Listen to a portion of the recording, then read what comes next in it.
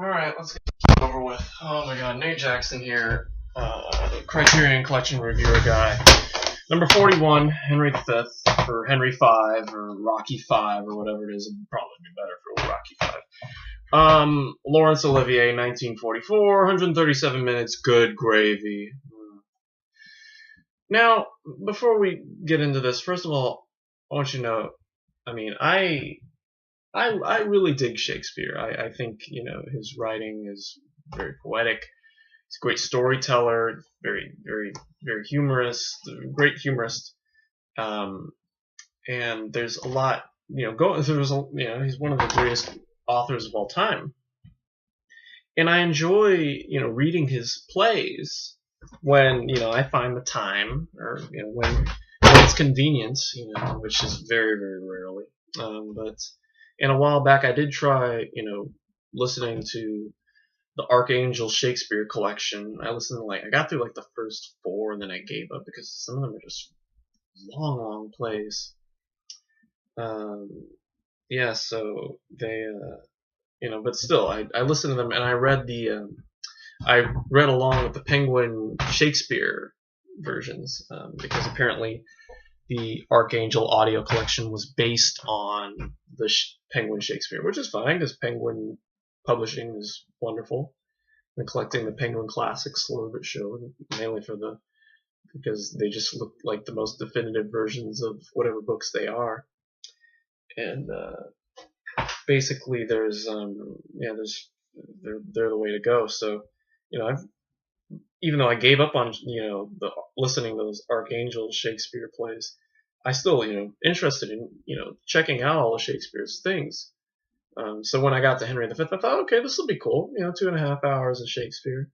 No, this is only two hours and 17 minutes, which I thought, okay, it's understandable. It's a Shakespeare play. They gotta work it out. Now, obviously, I'm not intelligent enough to understand all his language, but basically, there's so I thought, okay, I'm gonna read the play. I'm gonna read the play along because I'm not gonna sit there with the subtitles on and all that. But the problem is, though, Laurence Olivier seems to take everything, takes so many scenes out of like order. The play, he doesn't go straight down the order of the play. I mean, nowadays you wouldn't find that happen too much. I mean, I understand it's a motion, it's a motion picture from the 1940s. So, there are going to be edits, there are going to be changes because, folios, they only had so much information back then as compared to now when we have, probably have a lot more. Shakespeare is 60 years on, 70 years on actually. So yeah, there's that, but yeah, basically I just reading the play along with the movie doesn't work because there's so many times when he would put the chorus in, he would have the chorus at the beginning of every act after the final scene of that act. No, I mean before the final scene of every act. So it's very dizzying, and he would split up the choruses, sometimes put scenes in between the choruses, and it just doesn't work for me. I mean, I would prefer to just read along with the play, have just straightforward and only embellish it when there are scenes that need to be embellished, such as the battle scene. That was done very well. Maybe a little long. Maybe the shot with the horses running was a little bit long, but still. I felt the scene where Henry fought, what's his name? Fought the guy with the weird name, the Dolphin, Dolphin, Dolphin, same difference. He looked like a dolphin. Yeah, it's very interesting. But then, and then the whole movie is like based around the fact that it starts off in like the Globe with everybody, an audience, and like there's no sets or anything, and they eventually turn into like the movie, like this stylized everything, and then they return back to the stage at the end, which was clever, but still, I mean, it's a bit weird to go from this, very small little like stage, and then kind of just forget about your audience, kind of forget about this whole idea that, you're doing it for real, and then you're gonna go fantasize it, whereas everybody else is stuck back there using their imagination, but you, the viewer, get to go on in this little like roller coaster kind of thing, roller coaster of a ride. Ooh, look at the scenes and the settings and all that. Meanwhile, the people back in the 1500s are saying, "Oh my gosh, I can see it! I can see the field and all that," So it's just, and of course, Laurence Olivier has to hog the role and be the star, and Henry V, and just a bit dramatic, but what else is new? Laurence Olivier, maybe it's gotta be like that. And yeah, that's basically this one. That's all I mainly got to say. I mean, all I can think of. And of course the plot. I mean, I can't say much for the plot. It's basically Henry taking over, waging a war with the Dauphin of France, and eventually winning the hand of some princess. And how Shakespeare's stories go. Oh, and that's the other thing. The princess, she didn't speak English. That's bullshit. Why the fuck am I listening to 5-10 minutes of two women speaking French?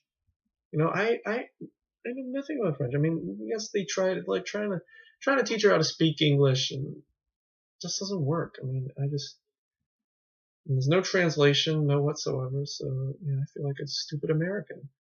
And I don't like feeling like a stupid American. I like feeling like an intelligent American, which is kind of an oxymoron, but what else is new? Anyway, so what can I give this? I'm giving this a C. I'll give it a C plus.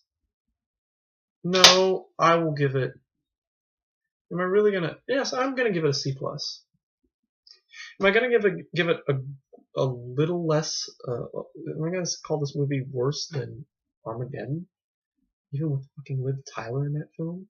Am I saying that I'd much rather see Liv Tyler act than watch Laurence Olivier's Henry V? Maybe I am. But yeah, I mean, basically, the French scene, that's on Shakespeare, honestly. But that they had to keep it in, maybe, I don't know. Maybe that was one thing that Lawrence could have cut. But yeah, the jumping around, all that, and just his acting is a little bombastic. And yeah, so Shakespeare, but I can't give it any less than a C plus because it's Shakespeare, and Shakespeare's awesome. So as far as he's concerned, he's awesome. But the execution, everybody loves it, and for that, I'll probably get knocked. And I'll probably get knocked for saying that I'd probably get more into the Kenneth Branagh version, Branagh. But there you go. That's what it is. So sue me. Supplements. Shakespearean royalty, a chronology of England's rulers, just timelines. Still galleries, the Book of Hours, which is kind of a cool like folio of like paintings that describe the different months. Production photos of Laurence Olivier directing, and blah blah blah. In the trailer, and yeah, C plus. Check it out, and yeah, blah. I'm tired.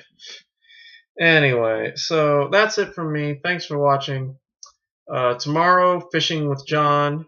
Hopefully, it proves to be a little more interesting, even though fishing, a whole 2 hours of fishing doesn't seem too interesting. But it's a documentary. Maybe it's in the style of Wild America, which I kind of like Wild America. So maybe that'll be a little more interesting.